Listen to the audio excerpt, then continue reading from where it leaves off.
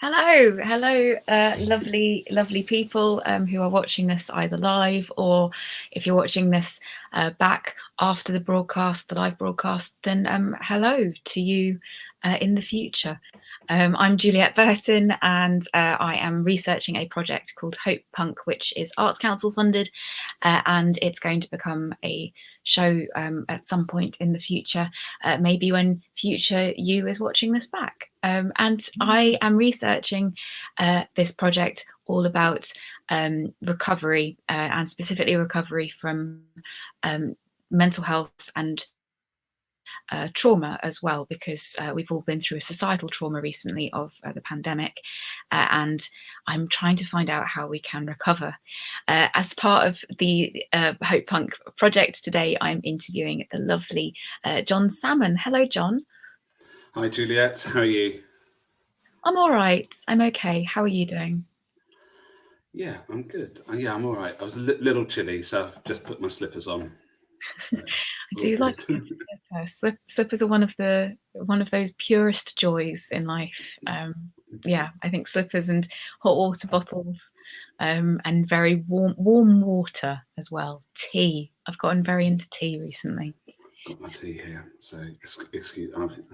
Yeah, don't go for it. This is an absolutely right place to be drinking tea. It's very soothing tea. Um, so John, we are researching this particular project, and I thought of you as one of my interviewees because you and I know each other from the mental health speaking world. I've been a mental health speaker for a number of years, and I met you via the Speakers Collective, which I believe was probably the 17th of September 2017. I think Something like that, isn't it? Yeah, that was the feels like quite a while ago now. it does. It's the before times, and everyone's changed an awful lot. Um, but John, I'm very pleased that you're here to chat with me today. Hello to Catherine who's watching already, and I hope that you're enjoying your tea, Catherine, whilst you're watching.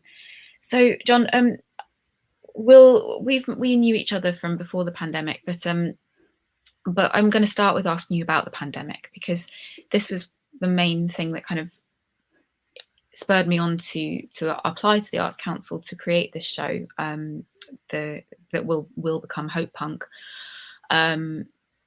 Because I thought that I knew for me the pandemic was a difficult time, but I kept reading up about how much people were struggling with it in different ways and the rise in mental health cases, the strain on services. So regarding the pandemic, can it be determined as a societal trauma? This is a phrase I've been using to refer to it. What do you think is the case regarding the pandemic and trauma? Can we call it a trauma? Well, I think, as we're talking today, the pandemic is still very much still on, isn't it? So, sometimes I think of trauma as something that's after the event, and it's been, personally, and for a lot. Well, I think for everybody, it's obviously been touched in different ways during the last couple of years because of the pandemic. But it's been a global thing, right? It's not. It's never really happened. Well, definitely not in my lifetime before, where something that has been such a massive change for everybody. And I think you'd have to be a robot or like not to have any kind to have got through these last couple of years without any kind of trauma or any kind of anxiety from what has been such a difficult time for so many. So trauma is an interesting word, and I've kind of associated that with like after something's happened, but I still feel like we're still very much right in it at the moment, aren't we?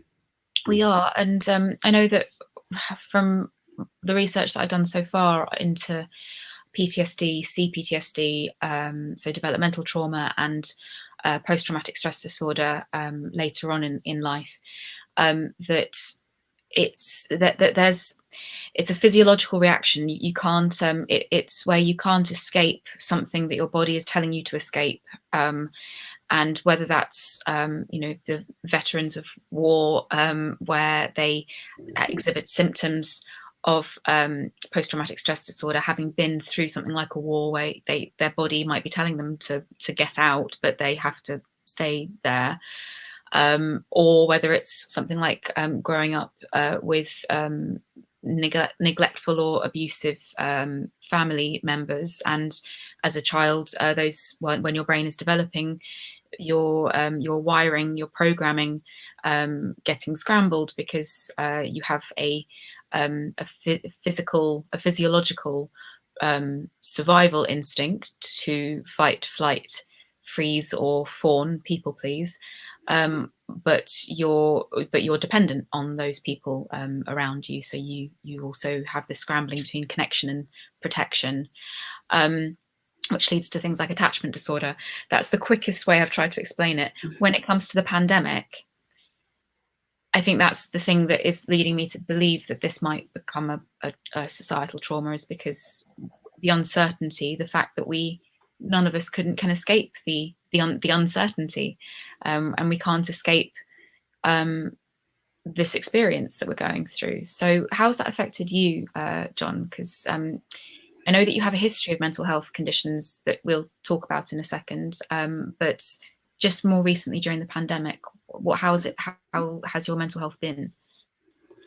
Yeah, so I was, before the pandemic kind of hit in the UK, the year previous, right up until Christmas, I'd been really, really busy with work, and I guess I'm very luckily, in a way, I got my travel in before the world locked down, and I kind of decided, actually, I realised probably work-wise it was getting quite crunchy for me, and so I decided that I was going to take January off to spend a bit more time at home with my kids. Had like broken toilet seats, things that, all those kind of jobs that just need to kind of get done. And I thought, right, well, not a lot usually happens in January, and so yeah, I guess I had my own kind of lockdown, kind of spending more time at home, and little did I know how much time I would be spending in my home only a few months later.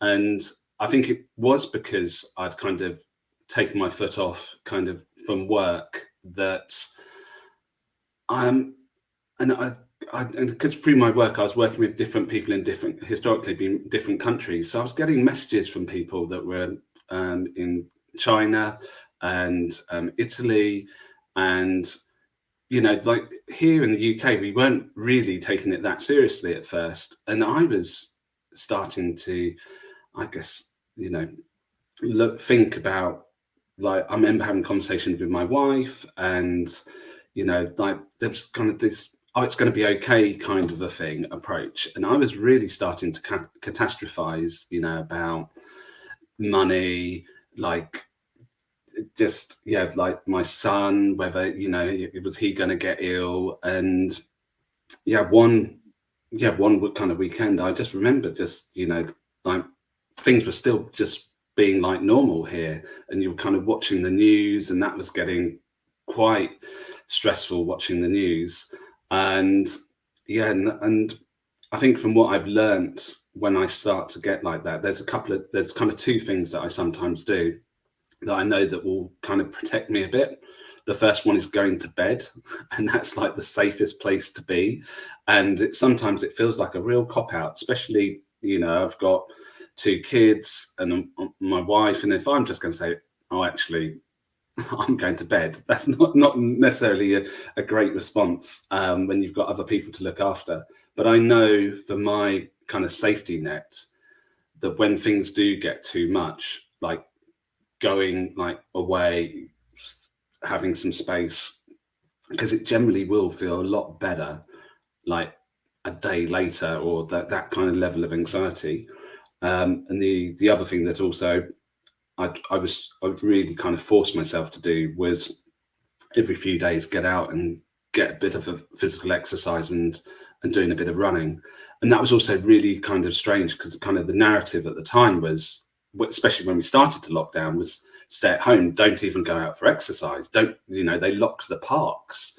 And so they actually, that first kind of lockdown took away one of my coping mechanisms, which was getting out and getting fresh air. And I think that's what made that first lockdown so difficult, was the fact that we couldn't even get out for even a walk, right? It was just very much essential living.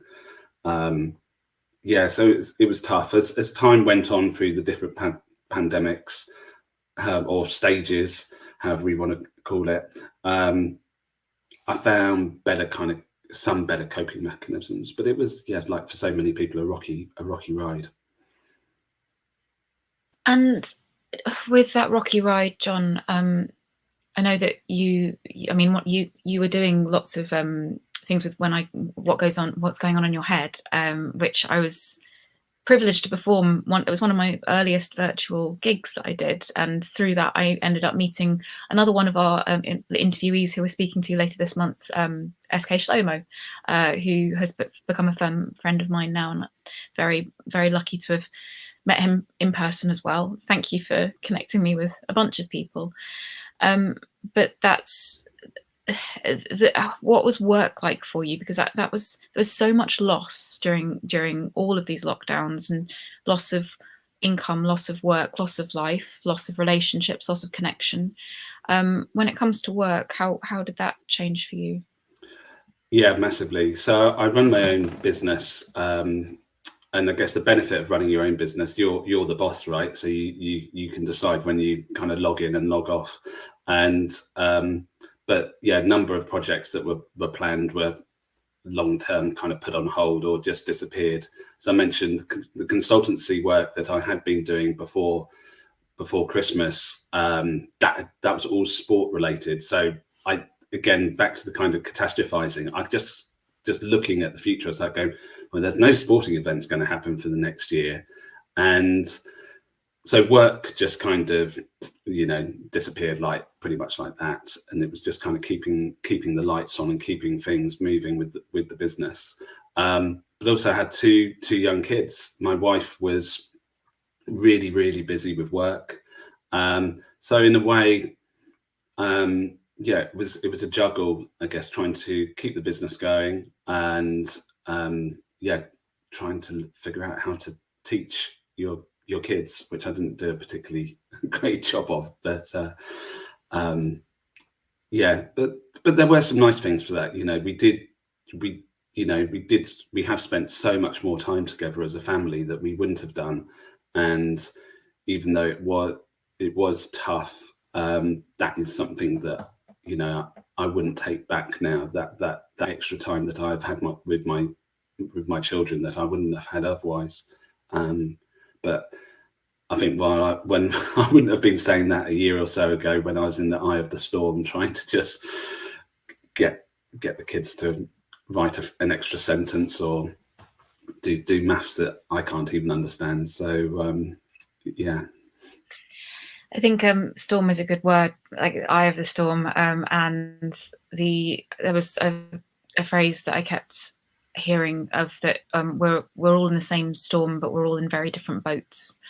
And it was, I don't know about for you, but for me, it was very hard to really connect and really to really make space to understand what other people were going through, because I feel looking back now, and as you said earlier, we are still going through it, but looking back now, I kind of shut down quite a lot and zoned in on surviving. So the first few weeks for me, I don't know about for you, but for me, I threw myself when we thought it was going to be 3 weeks. Do you remember that first? Oh, it's just 3 weeks of lockdown.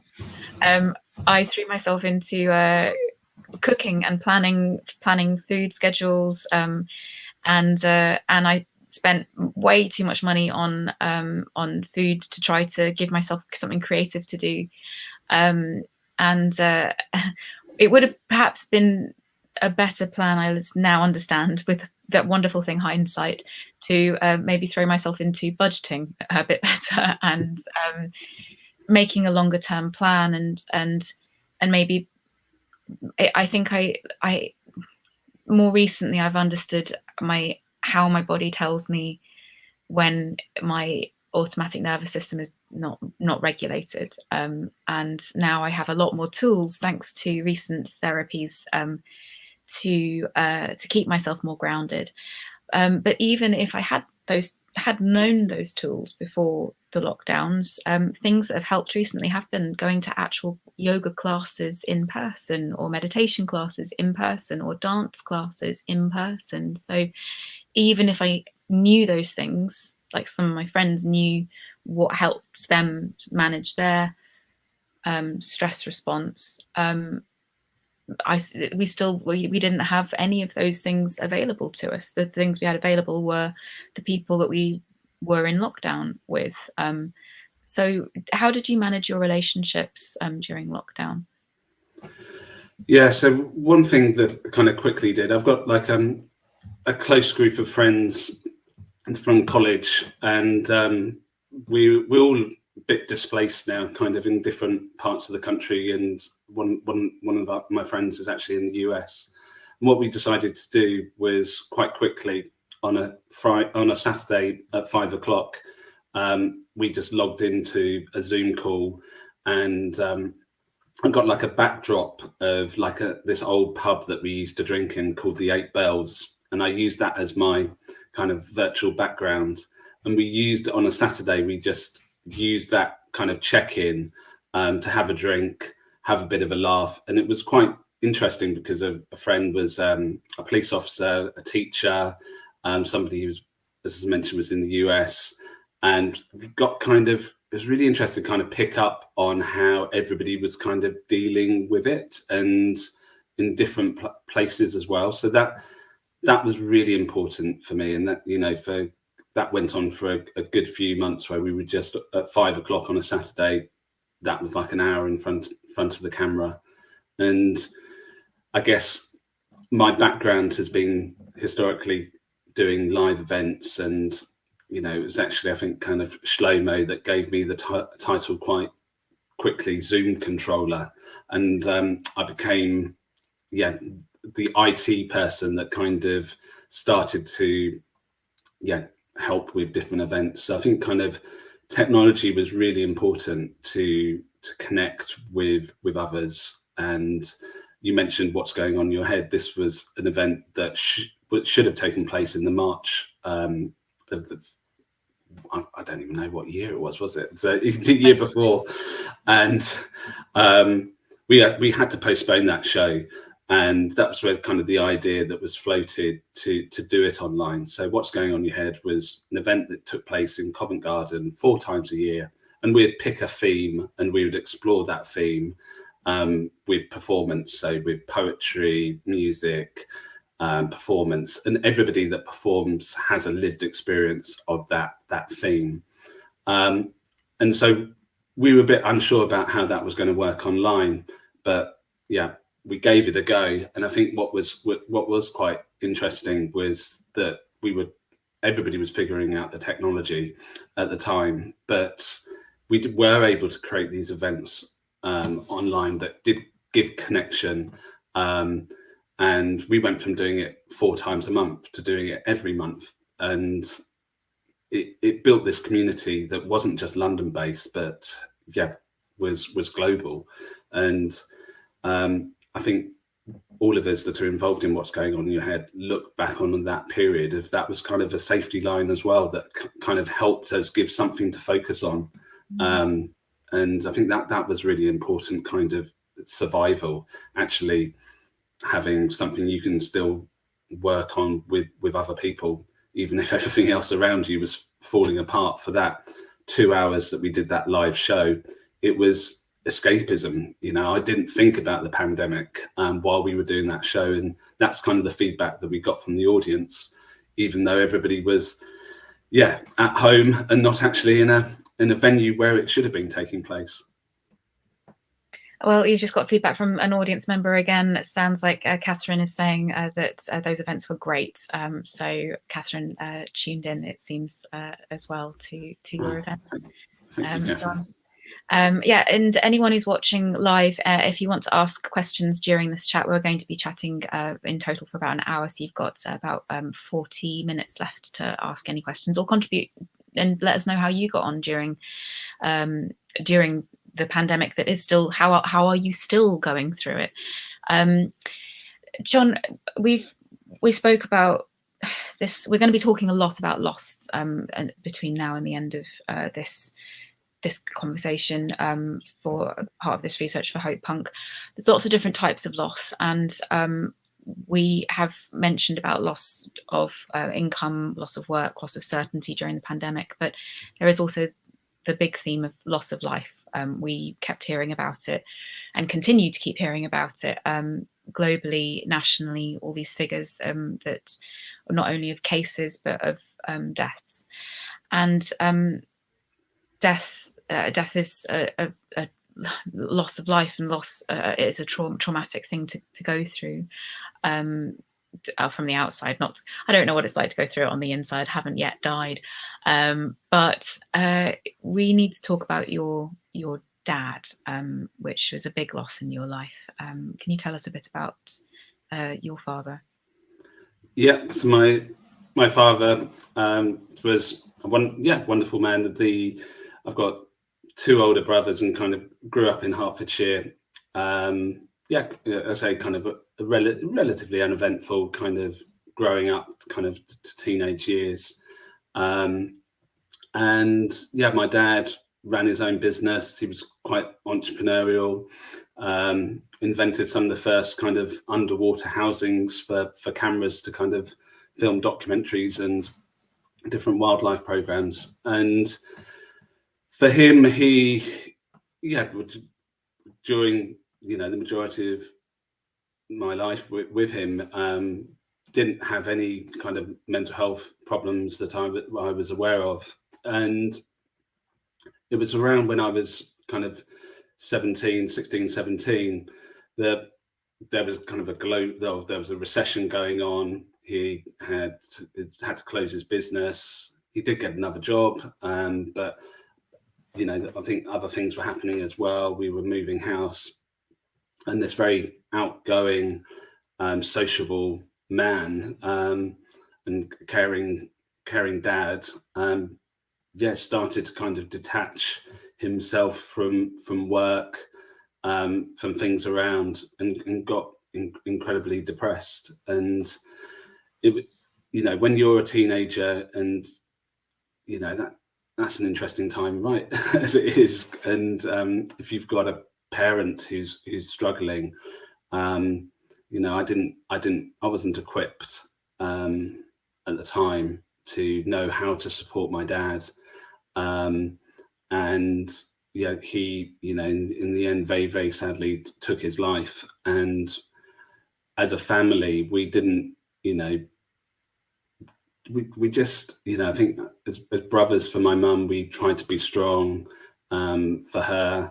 Not, my mum's quite a very strong, resilient woman as well. But that was kind of my coping mechanism, was to bury those feelings of loss and upset.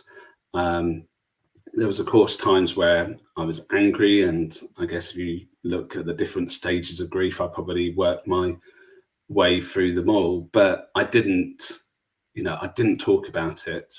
My close friends that I mentioned that had during lockdown, this happened 20 years ago or so when my dad died. But it's that small group of friends, that they probably didn't know how to support me when my dad died, but they were there for me, and that's what counted, I guess. But I didn't talk to them about my dad at the time. I didn't talk to anybody. I didn't want to talk about it. And yeah, to my cost, I now realise that was the worst thing that I could have done, because it ended up impacting on my own mental health a few years later. How did it impact on your mental health a few years later? So for me, it was, I very dramatically got very, very ill. it was just before the kind of the turn of the millennium, so everybody was kind of getting excited for the year 2000, and I was working for a new .com kind of internet company. I was working long hours. It was my first proper job, so I probably wasn't asking for help as much as I should have done. There was some great parties, and there's, you know, so as well, kind of going out in the evening when different websites were launching, people joining the company, leaving the company. It was, you know, working at weekends. And what happened to me was, you know, one morning I kind of woke up late. My girlfriend at the time had already gone into work, and I was just incredibly paranoid, really, really, really worried, and really, really stressed. And it was the time where you could remember phone, or you knew people's phone numbers, and I was able to call my brother, and he was able to pick me up from the flat, and he took me back to my mum's. And it wasn't long before, I think, again, it's so hazy, but I think a GP had come around to the house or something, and I ended up being, you know, sectioned, as you mentioned earlier, and admitted to hospital just before kind of Christmas. Yeah, it was a really, really, really tough time. I'm smiling, which might seem strange to anyone watching. And do ask questions, anyone who's watching live, if you have any questions for me and John. I'm smiling, John, because it's really I really like it when I know someone else who's been sectioned. We've both been sectioned. Strange kind of bonding. Yeah, it's kind of an interesting club to be in, isn't it? Right. It is. I was sectioned when I was 17, spent my 18th birthday in a psychiatric ward. And as far as parties and clubs go, you know, it's pretty exclusive. You know, it's hard to get in. Yeah, and it's even harder to get out. Impossible. If your name's not down, you're not coming in, and if your name is down, then you're not leaving. But yeah, I'm smiling because during the pandemic, one of the things that I tried to do was put together a book proposal, and it was meant to be talking about how difficult experiences can teach you the nature of hope. And I wrote 2 sample chapters, one of which was about being sectioned and the vague kind of hazy memories I have of it. And I showed it to a couple of friends when it was done, one of whom was my until recently my boyfriend, and he I remember being really surprised by his reaction, because he said, "Oh, it's well written, it's really harrowing." And I was like, "Is it? Like this? What's harrowing about it? I don't understand." And that wasn't what I was trying to do with the writing. As I was trying to make it entertaining. But I realize now, having done this work, this trauma work, this summer in therapy, and actually taking a proactive and self-sufficient, progressive self-leadership in my recovery, because I don't think I think I use my mental health as an excuse, and my mental illnesses as an excuse for many years. And I didn't do therapy. I didn't actually take action in therapy until now. But I've realized that a part of that, the reason why I didn't think it was harrowing, was because I'd pushed my feelings away about it. I'd repressed those feelings that I experienced during that time, partly because of the illness that I was experiencing, but also partly because, well, how else? It's a survival technique. It's a natural way our minds can help us survive harrowing experiences, is to kind of distance ourselves from it and repress it. You said that your memories of being sectioned were hazy. Why do you think that is? Is it because of your illness at the time, or because of did you feel like you were repressing your memories? That's a really, really good question. Where do I go with this one? I think some of it's probably there's like a protection that again, there's a, you know, at a basic level, as I mentioned, kind of, you know, not talking about my dad's loss, a death, just kind of burying those kind of emotions.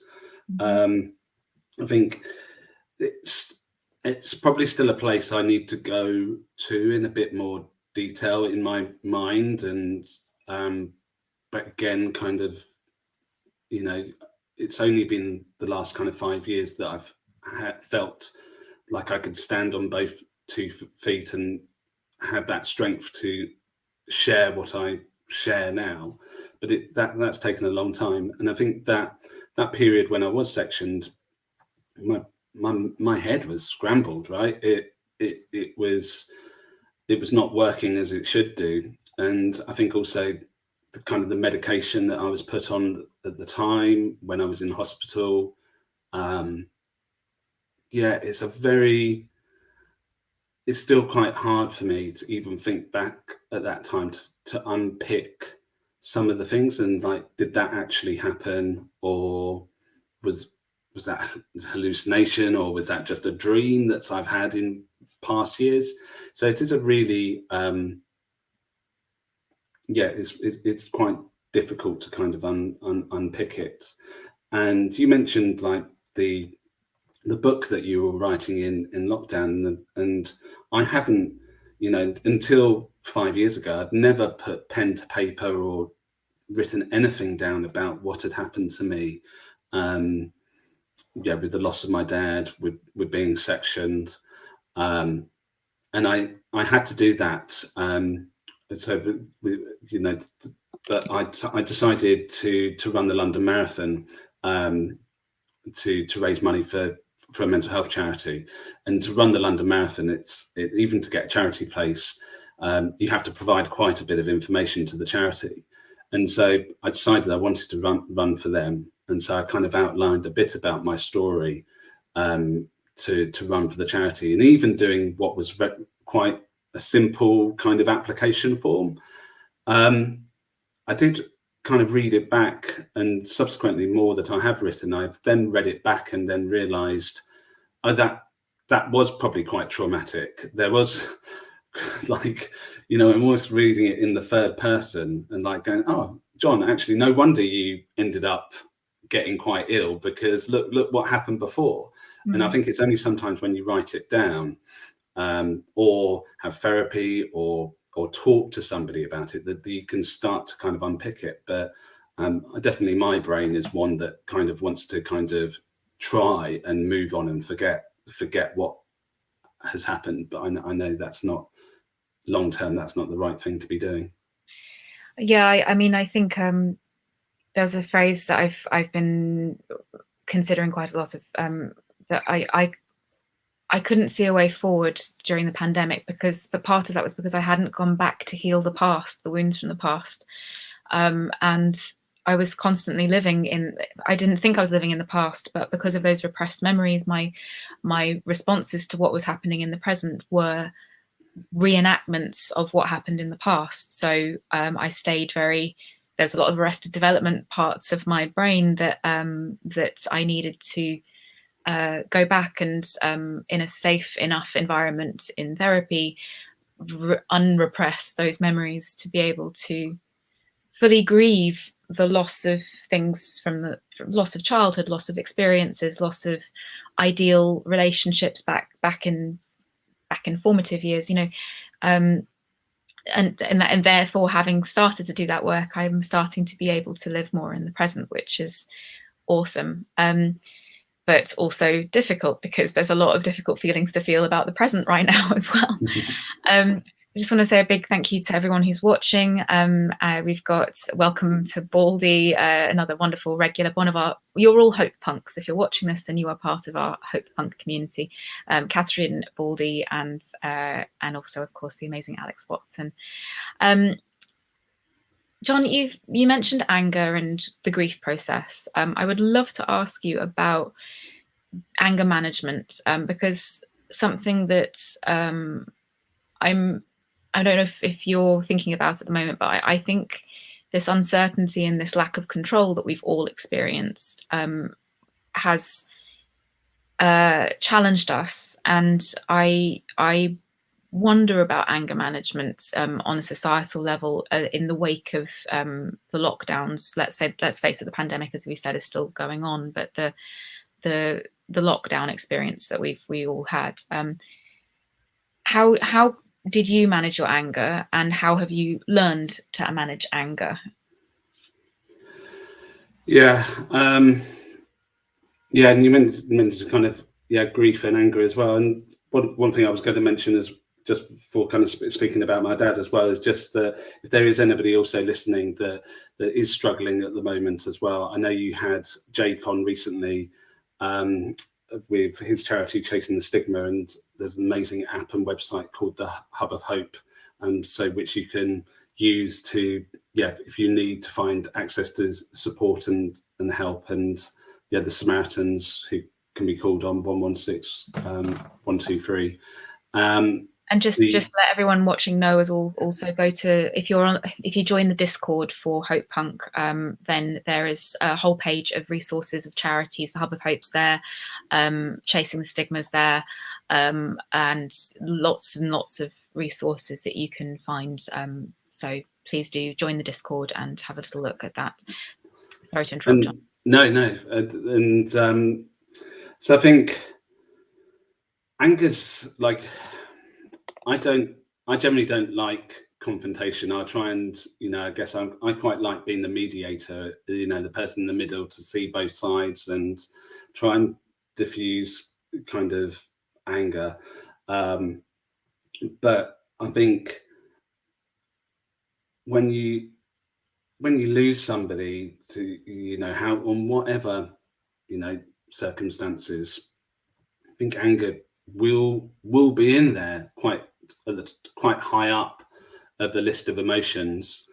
And I guess I realized that probably is, in a way, it's good to be angry, and maybe I'm not angry enough sometimes. And I think sometimes because I do bury my feelings or just try to keep on or see both sides, I find that probably that what happens is, if I don't deal with those that kind of anger, again, it is like a pressure cooker, which will just pop, right? Because I haven't had those kind of smaller releases of anger. But what I have realized is a kind of a way to kind of deal with anger, especially when it comes to loss, is, the friend, I had two significant losses. One which was from a number of years ago, an ex girlfriend, and a very close friend of mine from college, from that group of people that, and I guess the anger that I had then was one of, like, why the loss of two young lives, one that was sadly suicide, and the other that was due to a brain tumor. And I think that's where I tried to use, I guess, the anger for good. I don't know if that can be a phrase, but we can make it a phrase. I was so angry that in short succession, these two amazing people were no longer here, and that's when I realized I needed to do something with that anger, to, whether, that's what kind of doing with the Speakers Collective, with what's going on in your head. Probably a real lockdown highlight was becoming a trustee of an amazing charity called Let's Talk About Loss, and they support young people who have had a significant bereavement. And I think I kind of say this, that anger has actually driven me to kind of do what I'm doing now. I thank you for mentioning that. What was the charity again? The one that you become a Yep, it's called Let's Talk About Loss, and they arrange. I think they've got about. I should know this, shouldn't I? They've got, I think, at least 60 meetups that happen around the UK, and yeah, just Great. absolutely wonderful. So yeah, have a Google. Let's Talk About Loss. So we are talking about loss a lot today, and you mentioned there an ex-girlfriend. Now we will talk about the continuation of that story of that particular individual, but one loss that I think a lot of people have been through potentially is a breakup, loss of a relationship. You and I've spoken preliminary before, in advance, before this this public chat. That particular end of that particular relationship was really difficult for you, wasn't it? Yeah. So the partner, the ex-girlfriend that had sadly died to suicide, she had postnatal depression, and yeah, I think looking back on my life, that was a real significant relationship for me. That we ended up not working out, going our separate ways, but still had a lot of feelings for this person, and I think where you have a breakup, it is a loss, and there's a lot of emotions that go with that, and how you, yeah, again, there's a bit of a theme here. I guess I probably didn't deal with that breakup, that loss. I didn't talk about it when we split up, and again, I just kind of buried those feelings. And I was listening to something about on the on the radio about kind of how men deal with breakups, and they were kind of saying whether if how do are men different from women in how that they deal with a breakup. But for me it was the old John who didn't deal with that loss and just tried to almost ignore and move on, and and I just know sadly now that that's not the right thing I should be doing. I should something like, I really believe that if you've had a significant breakup or loss, you should go and talk to somebody about it. There should be no stigma or shame to talk to somebody about breaking up with or any kind of like significant loss. It doesn't have to be somebody that's died to be a reason to pick up the phone to talk to somebody, or to sit down and talk to a professional. But I didn't. Yeah, for many years I've not practiced what I'm currently preaching. There's something that unites any kind of loss, really, of the grief process, whether it's losing someone through a breakup, or through them moving away, or through death. I mean, death is the ultimate loss, but losing a relationship with someone, that it can fundamentally shift who you are, and I observe that with any kind of grief of loss of someone, there seems to be this strange disconnection between some people seem to have this timeline in their heads of, from the outside looking in, of, or even judging yourself if you're not fully, the grief keeps catching you, and especially with something like a breakup, there's so many people who have their own opinions about, well, it's going to take you X amount of time to get over it, and if you're not over it by then you're doing something wrong. There's something wrong with you, and I think a bit like with regular grief, that can be very stigmatizing, because you end up feeling like there's something wrong with you if you're not adhering to some prescriptive formula of processing this. I'm interested in what you said about what you had on the radio of men and women. I've read a lot about this sort of, how do we deal with breakups, and I believe that our brains, men and women's brains, are pretty much the same. Like that's what Yeah. we're humans. Like there's other parts of our bodies that might be significantly different, but like our brains are human brains. What I do have been fascinated by recently is attachment disorder.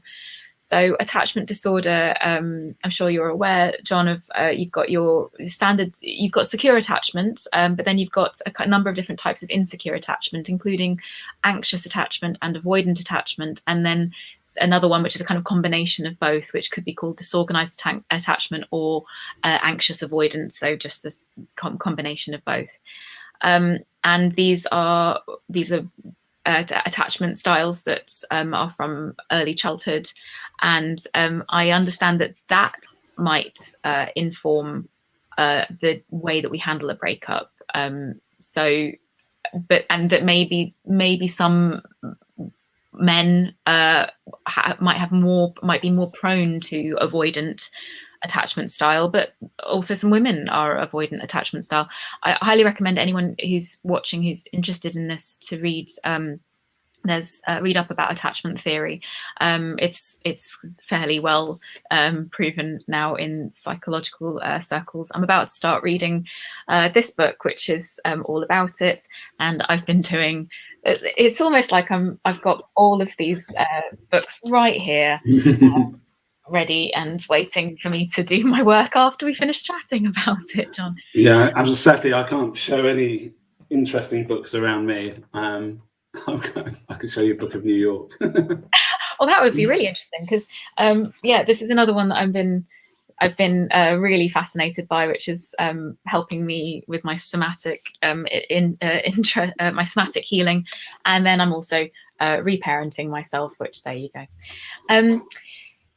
If I could borrow a couple of those, Juliet, that'd be much appreciated.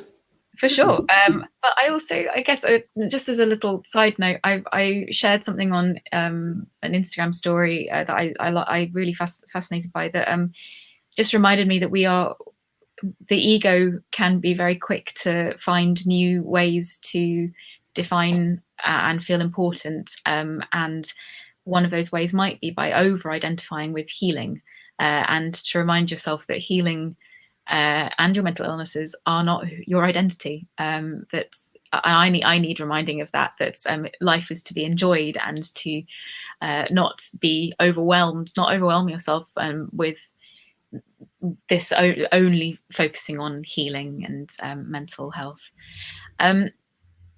John, we've covered a lot. We've covered the pandemic. We've covered your dad's dad taking his own life. We've covered your being sectioned. We've talked about grief and anger management, and the trauma of breakups as well. We've talked about loss, and you mentioned that you lost both your ex-girlfriend who ended her life, and another friend who died of a brain tumor. If someone watching this is experiencing a lot of multiple losses at the same time, one of those periods of time where perhaps it is loss of income, loss of job, loss of certainty, loss of a relationship, loss of life, what advice would you give someone to say either the most important thing or the top 5 things they can do if they're facing that kind of very difficult experience? Yeah. So with those 2 people, those friends that died, I dealt with it very differently. So I didn't, when I went to my dad's funeral, I didn't cry at the funeral. And when I went to Paul's funeral, I bucket loads. I let the, I let the grief, I didn't try and suppress it.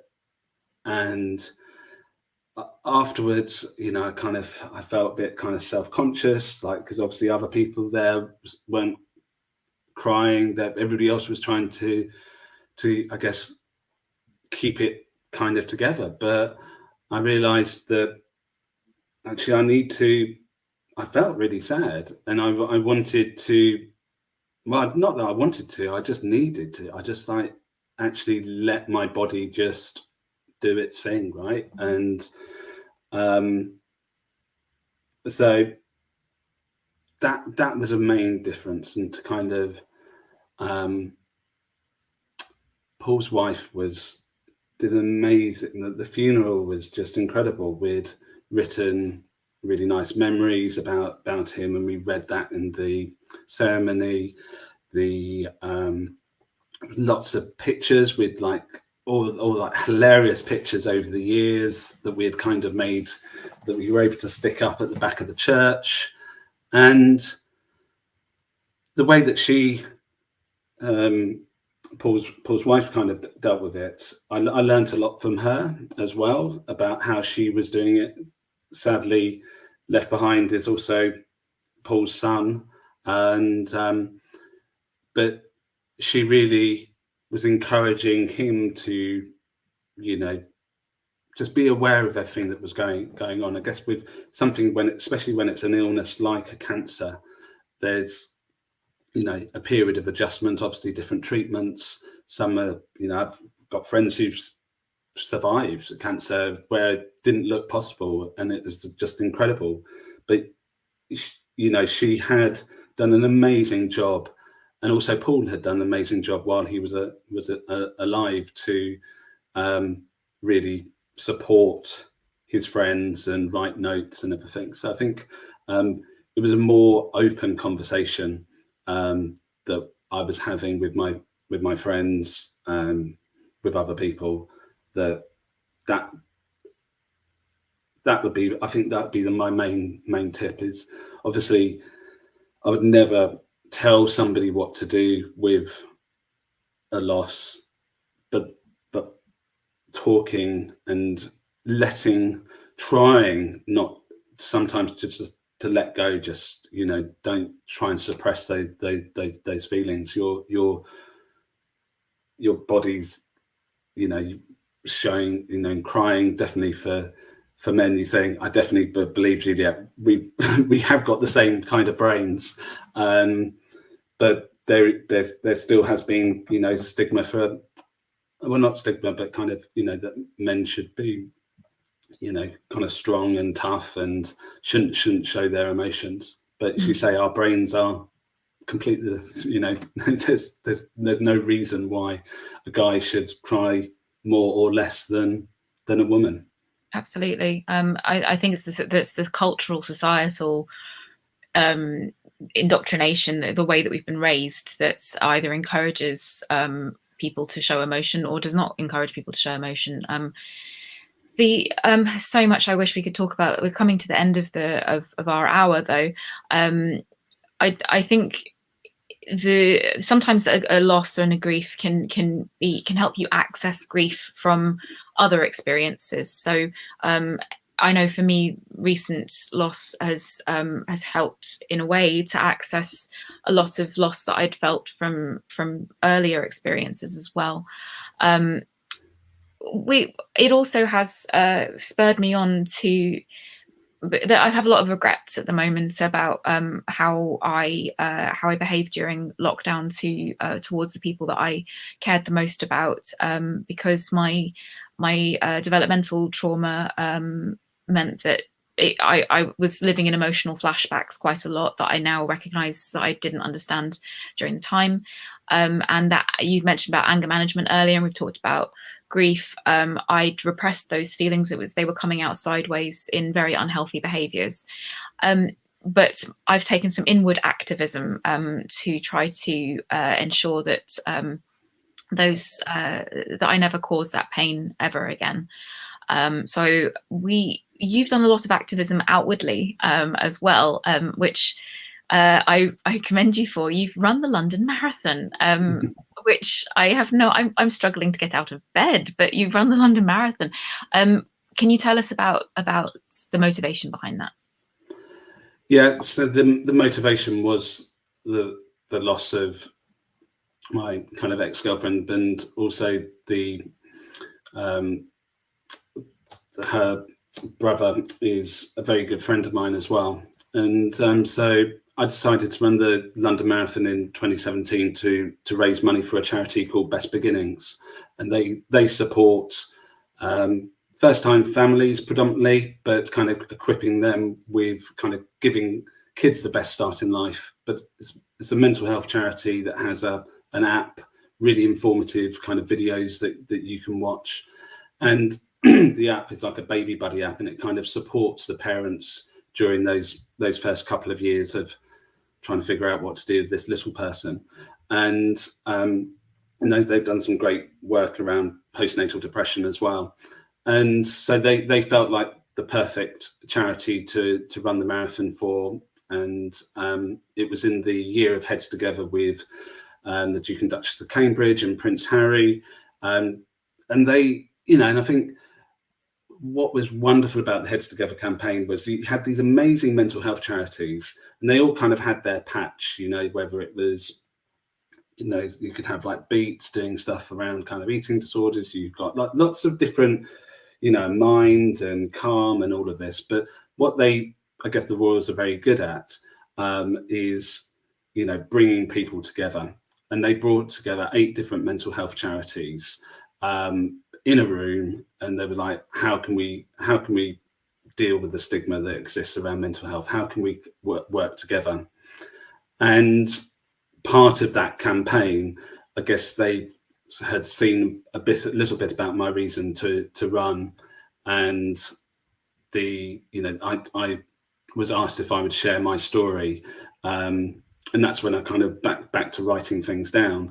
That was like the first time I, in any detail, had written down about the reason for wanting to run the London Marathon. And the kind of the story they were interested in was where a friend had helped me during that time, because they really wanted to kind of show people that having a conversation about mental health shouldn't be a difficult one. And they wanted these kind of case studies. So I wrote it down, I sent it off, and the date was booked when I was going to speak at this event. And I didn't realise when I signed up for it that the Royals were going to be there. Also, the world's media was there. It was just off the Mall. And I didn't really, I got kind of wind of it was going to be a bigger deal than I thought it was, probably about 4 or 5 days before. But I didn't have loads of time to tell people about it.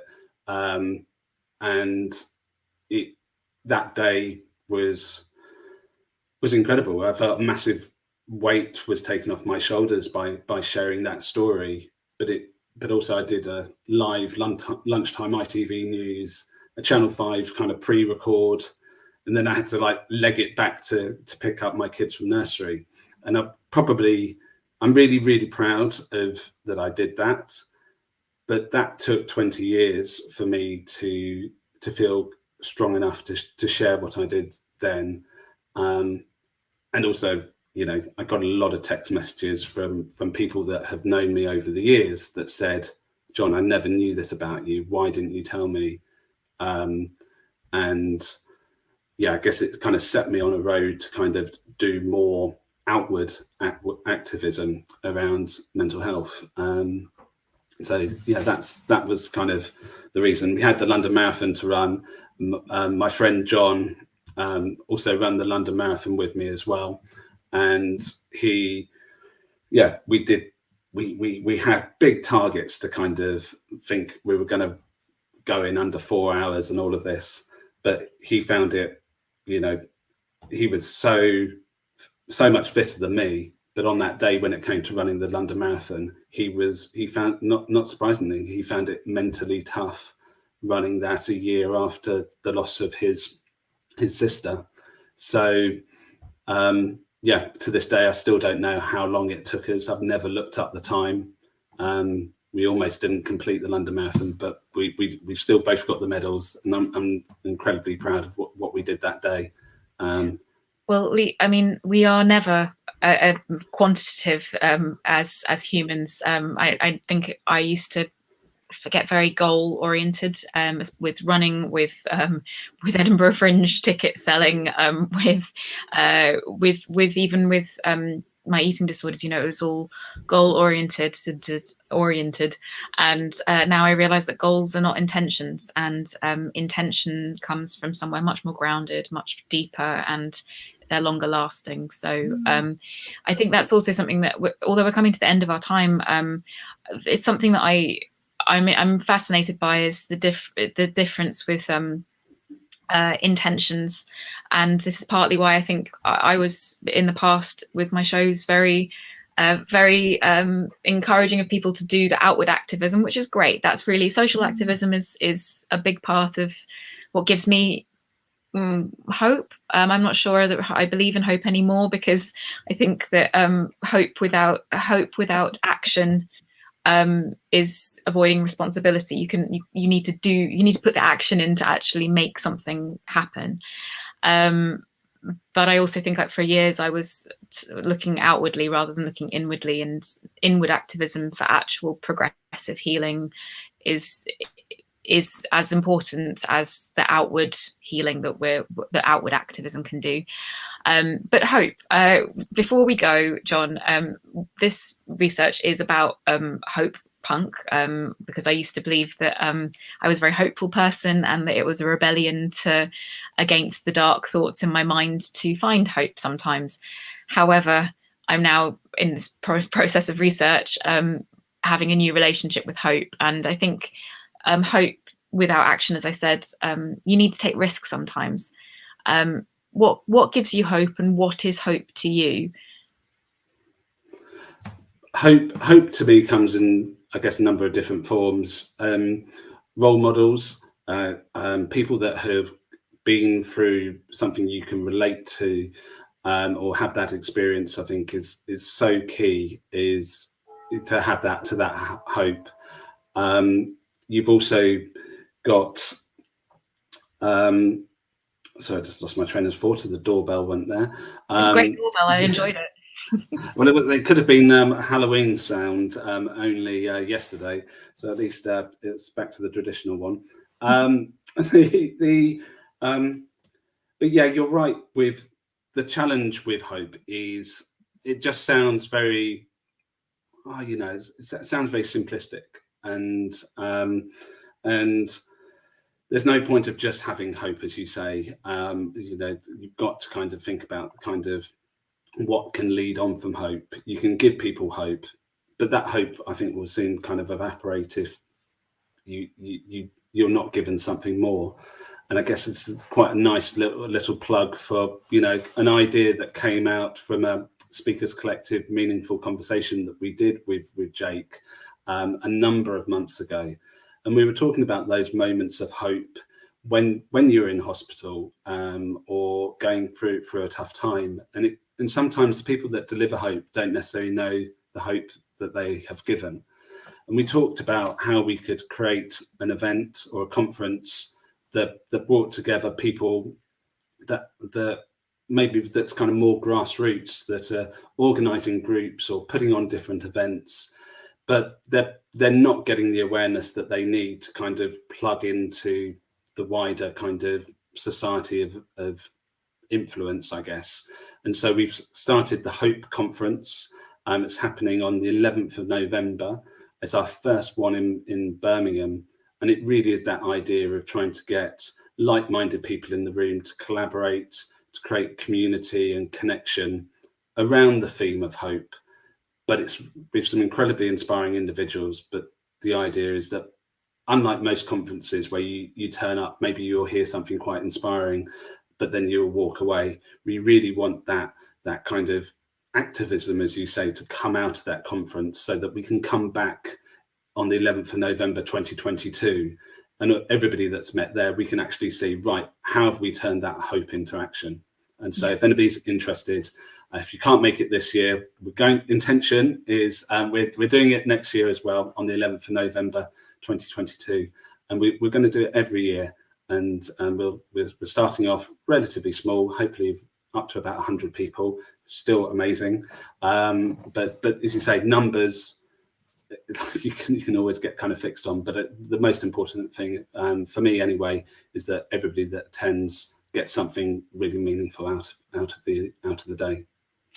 Yes, thank you so much, John. Because I remember having that conversation with you and Jake for Meaningful Conversations with the Speakers Collective a few months ago, and I think I remember us talking about the idea that when you leave a psychiatric ward, it could be an opportunity for people to celebrate the fact that there's you've achieved something, like you've survived a really difficult experience. And whereas when you leave a maternity ward with a new baby, then you get everyone is delighted for you, and it's a big celebration. This whole industry, like when I left both times with my kids, you get a bounty bag, you get a bag full of goodies, right? That are going to help you. It's all advertising, right? Okay, I didn't for one moment thought that that there was nappies in there from a manufacturer or a certain tea brand. They're all selling me something, but it was a positive thing to leave. And why shouldn't that be the case for somebody that's leaving a mental health ward?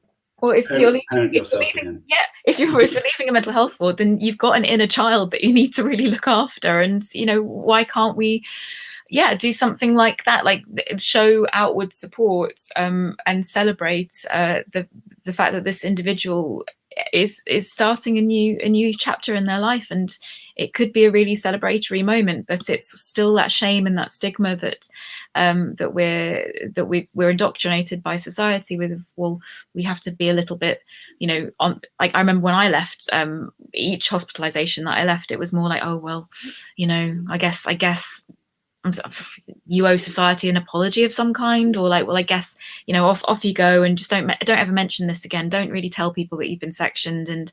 And we need to break down those ideas of it being hush hush, don't talk about it, because of all the ways that we've been discussing in this conversation, where repressing something is not really has never been a good thing for me. It's been a survival thing, but it's not necessarily been healthy. And from what you've said, you've had similar experiences. Oh, Leaky, you've just joined us, and we are about to finish. Alex, thank you so much for being our amazing Twitch producer today. Catherine, thank you for being here from beginning to end. Baldy, if you've been watching, thank you so much for being here. Leaky, thank you for being here. Leaky, we will be back tomorrow, though. We're going to be speaking to Suze Kempner at midday. So if you can join us tomorrow, please do. Suze and I will be talking about narcissism and parental relationships. So looking forward to that. But for now, John, Salmon, thank you so much for joining me today. And you can find out more about John. We've got all of the information about John in Alex. If you could just ping a little message about John, there you go. Alex has already done it. Love you, Alex. So John, how can people find out about the Hope Conference one more time? Yep, so it's hopeconference.co.uk. So that's all you need to do if you go there. Sign me up fantastic. For next year as well, please.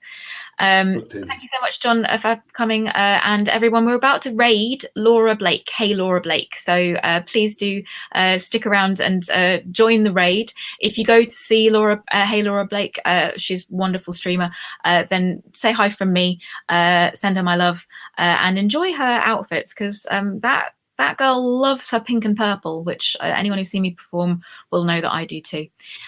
So thank you so much, John, one more time. Thank you, Alex, Catherine, Leaky, everyone for watching. And I will be back tomorrow at midday, streaming live with Suze Kempner. Thank you so much. And say hi to Laura from me. Bye-bye, guys. Bye. Bye.